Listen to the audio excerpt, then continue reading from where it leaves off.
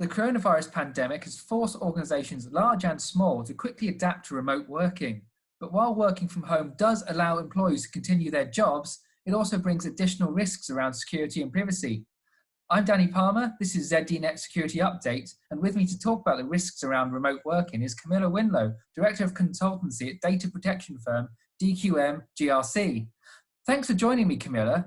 So first of all, what are some of the additional risks that have been found around the world of remote working now? We're almost all doing it.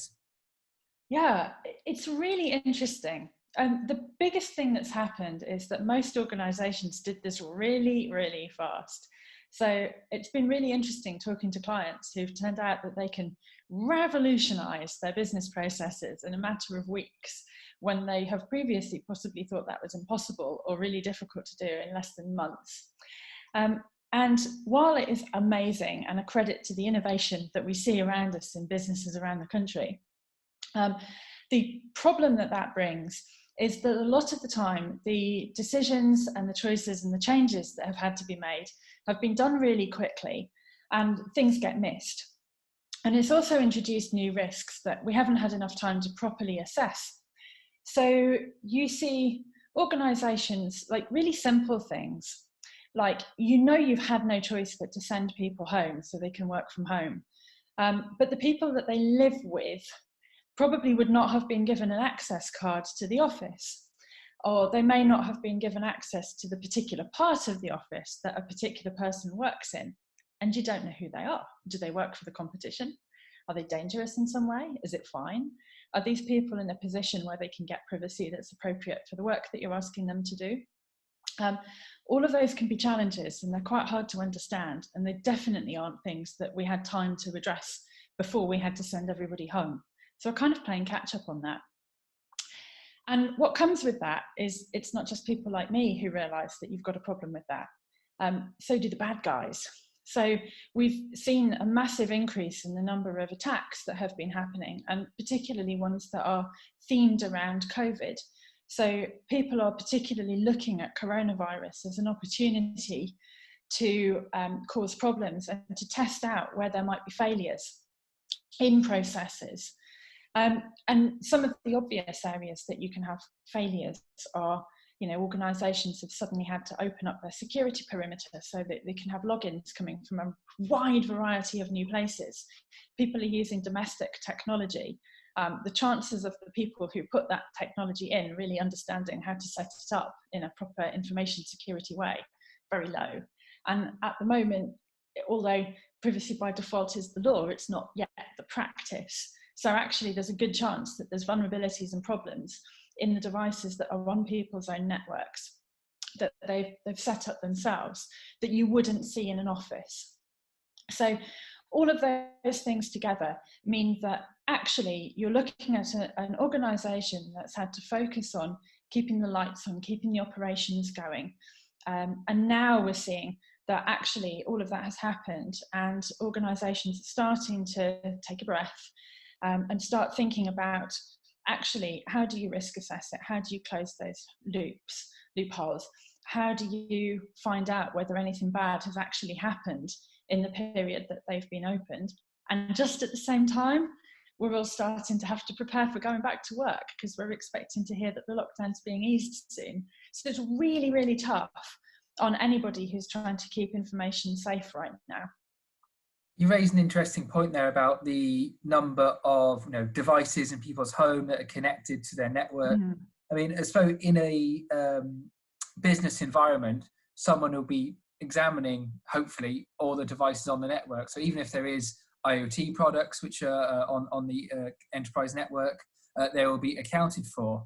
Well, when it comes to doing the same thing for this sudden surge in remote working, you can't really have a risk assessment of everyone who works for you's home. I mean, a lot of people, there's going to be people who do know what's on their networks because, it's a family home. They should have some idea, though, who sometimes there's risks in there. But then there's other people like people in cities who are working in flat shares, and they might not even really know who they live with. and really or they might sort of barely speak to them, and they might not know how they've connected devices to the internet, and it all just creates all these additional little problems which could create big challenges for organizations. Absolutely. And I mean, like really basic things, like in an office you would have a different network set up for office work and for personal work. How many people have got two separate broadbands for work and for home in their office? It's just not happening. And when your house, and as you say, you've got potentially, if you're looking at a house share, or even just anybody with two working people in the house, which is going to be most households that aren't single person, right? You're looking at two different work environments coexisting in the same network, which you would not normally do. As you say, you've got a whole load of devices. Nobody's done any security assessment on them, most likely. And with Internet of Things, there's so many well-reported issues with those default passwords that can't be changed and various different things. And almost certainly in a domestic environment, it's been installed straight out of the box without any kind of assessment at all. And you only need one vulnerability to be found by somebody, and they can potentially get wherever they want to go. So in terms of how likely is that to cause a problem, actually the most likely issues that you get, although there's an increase in the number of hacking attacks and people are more vulnerable to that, actually a lot of breaches that you see that the ICO finds people for are even simpler than that. They don't require any skills at all. So you can imagine if somebody's dealing with, say, data belonging to a celebrity, for example, that data, if it's available to the people that they live with, could be really interesting. And I've certainly worked with organisations where we've seen that happen, where somebody's been excited to know something secret about a celebrity and called and told their friends. It's really easy to do when you're working from home and no one can see you do it. It's still a data breach, and it didn't even require any skills to do it. And those sorts of problems that can happen out of sight, they can still have the same consequences that they would anywhere else, but it's so much harder to control. So when it comes to data breaches, I mean, they've almost become a fact of life in a way when it comes to organizations divulging them. I guess, despite everything that's going on in the world, GDPR still applies, data breaches are still happening. So what do organizations need to know in order to ensure that they are still compliant, despite everything that's going on in the world? Yeah, so the regulators have all come out and said that they're going to take a really pragmatic view at the moment, and that's very helpful. But it can lead to some organisations thinking that this is a ball that you can drop. But you have to remember that regulatory enforcement and fines is one of a multitude of things that happens if you have a data breach. You have the reputational harm doesn't go away because of coronavirus. It can actually magnify in those situations depending on what's happened. And all of the challenges. So if you're having to report it to, if you're a supplier to a larger organisation, the risk to that contract is still the same as it always has been. So data breaches are still really important to understand and control. And as I said, it's harder to do that at the moment. So one of the things that I see when I work with clients is that actually there's not much time and effort given to thinking about what a data breach would look like for many kinds of data breach early on in project planning. And that's something that I think organisations could usefully think about now. So when I see standard training for personal data breaches and information security breaches, they tend to focus on things like loss of equipment or broken equipment or responding to a phishing attack. And that's one kind of thing that can happen. And they can also focus quite hard on what you might see in perimeter security measures as well. But there are other things. So accidental errors, making sure that people understand when an accidental error that they make counts as a data breach or counts as an information security problem. And particularly when people are at home, they're often the sorts of things that you hope you don't have to admit to. So I sent data to the wrong person. I've accidentally corrupted this spreadsheet or changed this cell and I can't remember what it was, so I'll change it back to what I think it was, right? All of those things are potentially problems. And depending on the impact of what you just did, it may be something that should be reportable, but either way, you're causing a problem to somebody. So the most important thing is, in my opinion, to think about what data breaches could look like. What are the things that could go wrong? What would they look like to somebody? How can you make sure that they understand when they've done something that actually needs to be fixed because it could cause a problem? And how do you make them feel safe to tell the person who can help them to fix it?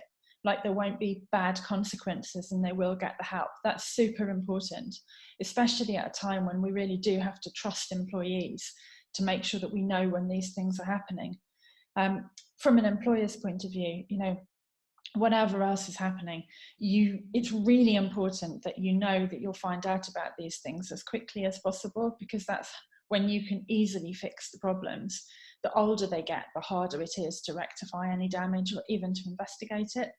So building that trust with your employees while they're working from home, that's really important.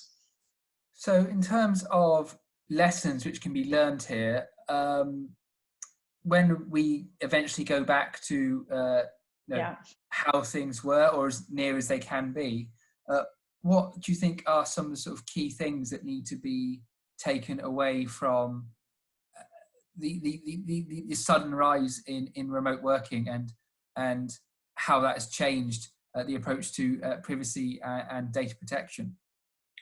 So I think the first thing is that there's been so much more of a conversation around the importance of privacy by design and default. And that's a really great thing from my point of view. I think every information security team in the country now has first-hand understanding of how difficult it is to send people home to roll out new technology when that technology doesn't include privacy out of the box.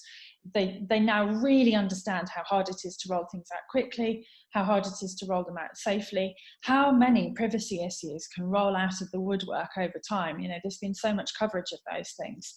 And I think that's one of the things that's really important. And I hope people will take that back, that actually when you're choosing things, this should be way higher up your list of priorities than I think it has previously been, both when you're building products and when you're selecting them. The second thing I think is that actually, I think people have perhaps been a little bit bolder than they might now be in terms of bring your own device, in terms of information security training for people's domestic environment, and in terms of the risk of people's home working environments. Lots of people work from home all the time. You know, anybody who's got a laptop is probably doing some work in their house at the weekend. People work on their mobile phone on a beach in a foreign country all the time. You know, those things happen. And a lot of the time, the policies governing that, nobody reminds you of it before you go on holiday. Nobody's really thinking about who needs to understand this, who is likely to be doing high priority, high risk work from their house, and making sure that actually you've done some assessment of that domestic environment and understood the risks that are accruing from it. And I'd like to see that as something that people actually improve now that they've seen that this is happening on a mass scale and it's just that bit more visible.